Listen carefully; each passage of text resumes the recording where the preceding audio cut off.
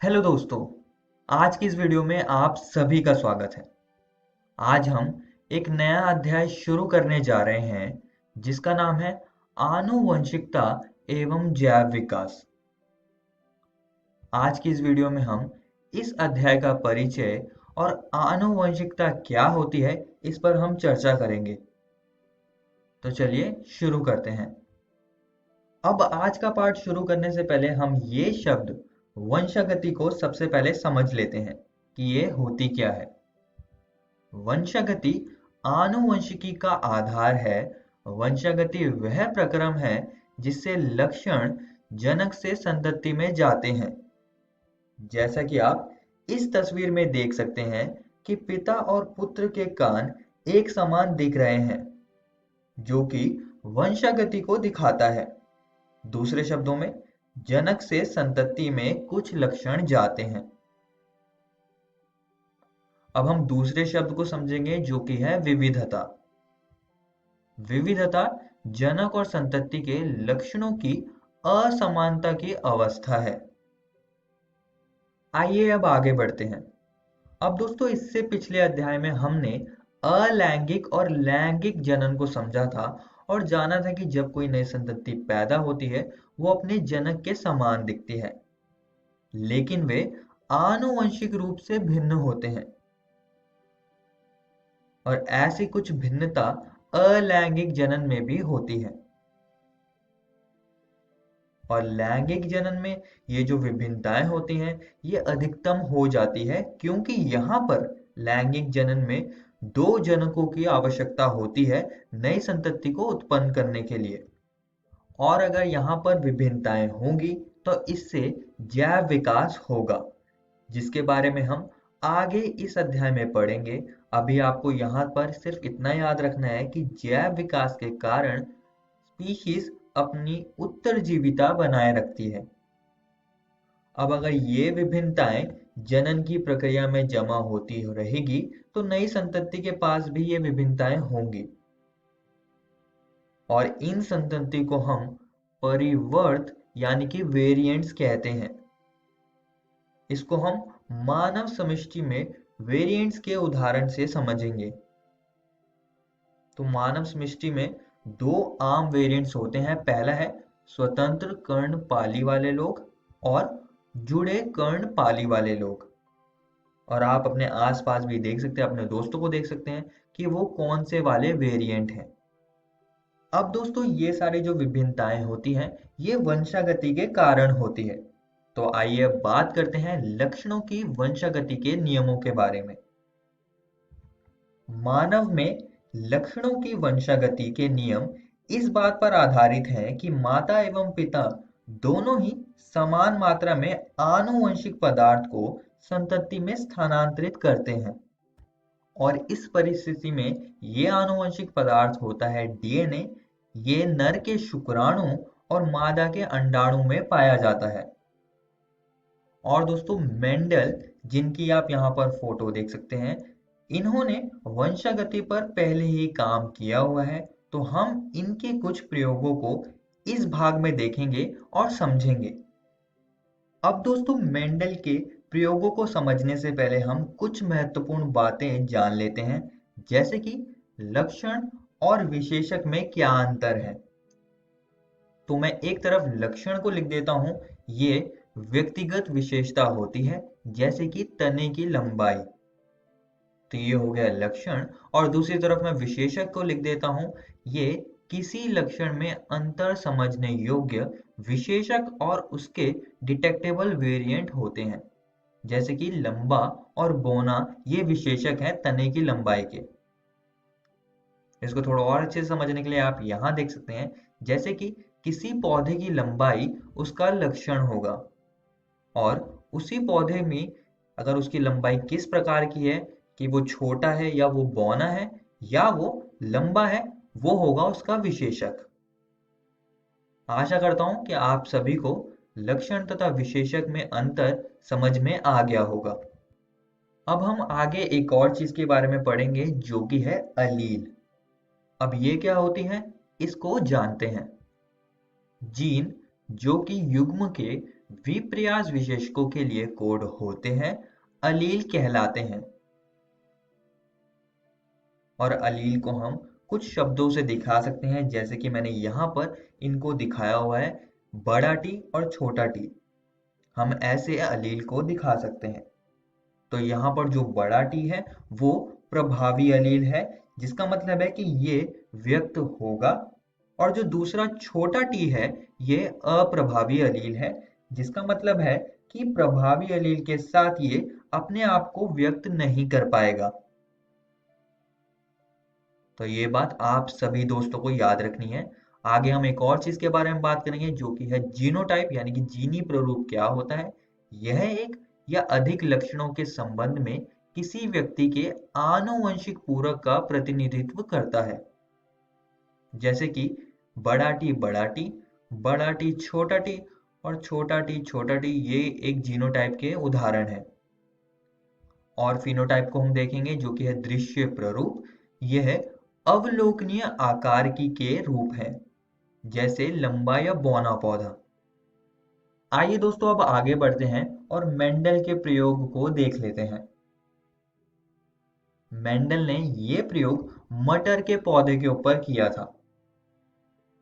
Mendel ने मटर के पौधे के अनेक विपर्यासी लक्षणों का अध्ययन किया था, जैसे कि पौधे की लंबाई, जिसके विशेषक है लंबा पौधा और बौना पौधा। फूल का रंग, जिसमें कि बैंगनी रंग के फूल आते हैं, ये उसका विशेषक है। और सफेद फूल। ऐसे ही उन्हें बीज के आकार का लक्षण लिया था, जिसके विशेषक हैं गोल और झुर्रीदार। तो ऐसे करके उन्होंने अनेक विपर्यासी लक्षणों को अध्ययन किया था। आइए दोस्तों मेंडल का प्रयोग मटर के पौधे की लंबाई वाले लक्षण से समझते हैं। अब लंबाई के विशेषक हैं लंबा पौधा और बौना पौधा। इनके बीच मेंडल ने क्रॉस करवाया था और प्रथम संतति पीढ़ी अथवा F1 पीढ़ी में जो भी संतति आई वो सब लंबे पौधे थे। अपने एक लंबे जनक के समान, पर कोई भी बौना नहीं था, अपने दूसरे जनक की तरह। तो यहाँ पर जो बौना विशेषक था वो व्यक्त नहीं हुआ था।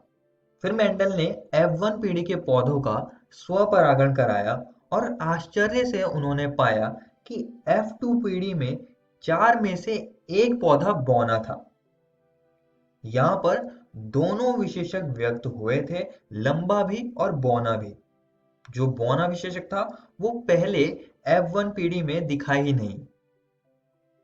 और दोस्तों मैं एक और बात आप सभी को यहाँ बताना चाहता हूँ कि इस तरह के क्रॉस को हम एकल संकर क्रॉस यानी कि मोनो हाइब्रिड क्रॉस कहते हैं, क्योंकि यहाँ पर हमने एक लक्षण जो कि है पौधे की लंबाई, उसको लेकर क्रॉस किया है। तो ये बात आप सभी दोस्तों को याद रखनी है। तो मेंडल ने ये वाला एकल संकर क्रॉस किया था अपने प्रयोग में। अब दोस्तों हम ये वाला जो मेंडल का प्रयोग है उसको एक और बार यहाँ पर दोहराएंगे, लेकिन हम इस बार इसके जीनोटाइप भी लिखेंगे और पनेट वर्क से इसको समझेंगे। अब मेंडल के जनक जो थे मटर के पौधे के, वो था एक लंबा और एक छोटा, यानी कि बौना। लंबे पौधे के जीनोटाइप है बड़ा टी, क्योंकि ये यहाँ पर लंबा विशेषक डोमिनेंट है, इसलिए इसके पास दोनों प्रभावी अलील हैं। और जो बौना जनक है उसके जीनोटाइप होंगे छोटा टी, ये अप्रभावी विशेषक हैं। फिर इन्होंने इसका भी क्रॉस करवाया। इसके क्रॉस को हम F1 पीढ़ी में देखेंगे और मैंने यहाँ पर ऐसा पनेट वर्ग बनाया हुआ है, जैसे कि आप यहाँ पर देख सकते हैं। तो इसको हम इस पनेट वर्ग की मदद से समझेंगे। हम मान लेते हैं कि जो लंबा मटर का पौधा है वो नर है। तो नर के युग्मकों को हम यहाँ पर लिखेंगे, जो कि होगा बड़ा टी। और दूसरी तरफ जो बौना पौधा है इसको हम मादा मान लेते हैं और इसके युग्मकों को हम यहाँ पर लिखेंगे, जो कि होंगे छोटा टी। अब हम इसका क्रॉस करवा देते हैं। इन दोनों को क्रॉस कराने पर हमको मिलेगा बड़ा टी छोटा टी। इसका क्रॉस कराने पर हमको मिलेगा बड़ा टी छोटा टी। इसका क्रॉस कराने पर भी हमको मिलेगा बड़ा टी छोटा टी, और इसका भी क्रॉस कराने पर हमको मिलेगा बड़ा टी छोटा टी। तो F1 पीढ़ी में जितने भी पौधे थे वो सारे लंबे पैदा हुए थे। तो इसके जीनोटाइप से भी आप देख सकते हैं कि इनमें एक प्रभावी एलील है, तो और जो प्रभावी एलील है वो ही व्यक्त होगा, और जो बड़ा टी है वो लंबे विशेषक को दिखाता है। तो इसलिए F1 पीढ़ी में जितने भी पौधे होंगे वो सारे लंबे होंगे। फिर इन्होंने क्या किया था, इन्होंने F1 पीढ़ी का सेल्फ पॉलिनेशन यानी कि स्वपरागण कराया था। तो आइए अब इसके भी हम जीनोटाइप लिख देते हैं, जो कि होगा लंबे पौधे का होगा बड़ा टी छोटा टी, और लंबा पौधा दूसरा भी था F1 पीढ़ी में, तो उसको भी हम लिखेंगे बड़ा टी छोटा टी।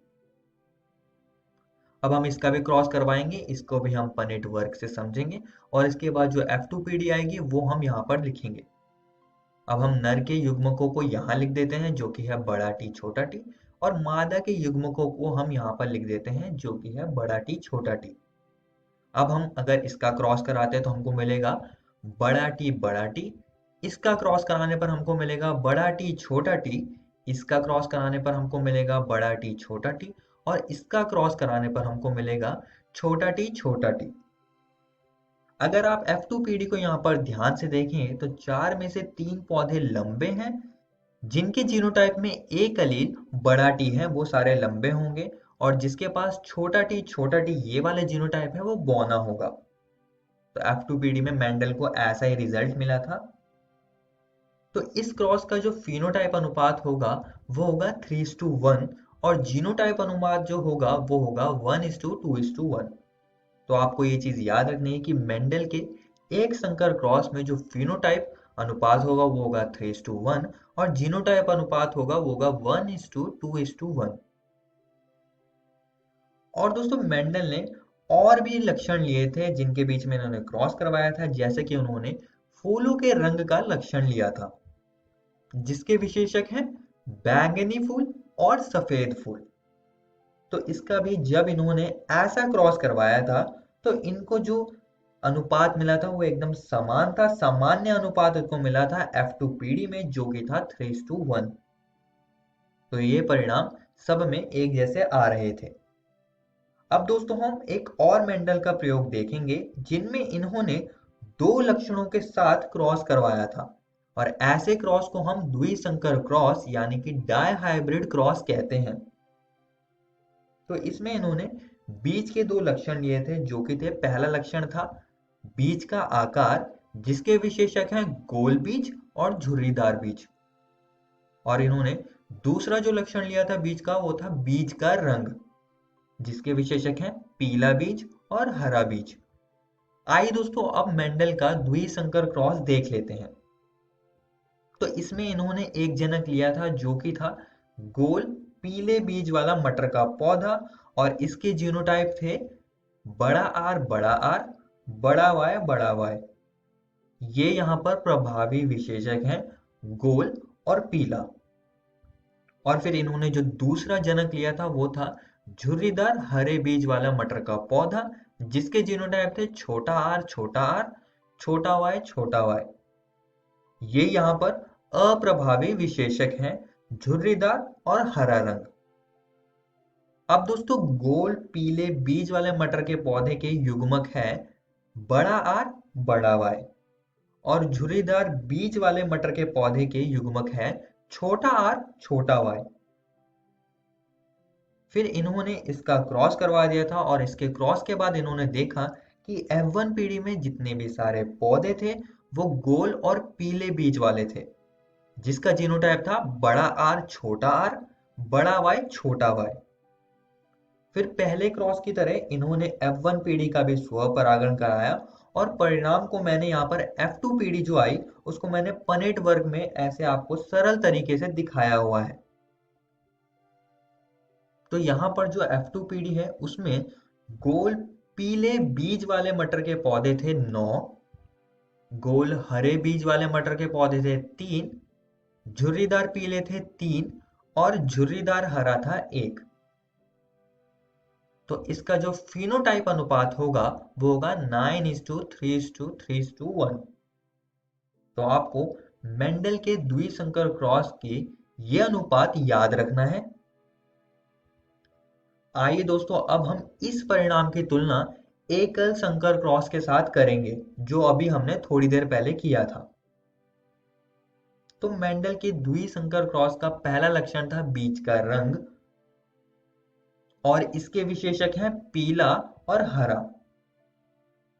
तो यहाँ पर जो पीले बीज वाले पौधे थे वो थे 12 और हरे बीज वाले पौधे थे 4। तो अगर हम इसका अनुपात निकालें इन दोनों का तो वो होगा 3:1। अब हम मेंडल के द्विसंकर क्रॉस के दूसरा लक्षण ले लेते हैं, जो कि है बीज का आकार, और इसके विशेषक थे गोल और झुर्रीदार। तो जो गोल बीज वाले पौधे थे वो थे 12 और झुर्रीदार बीज वाले पौधे F2 पीढ़ी में वो थे 4।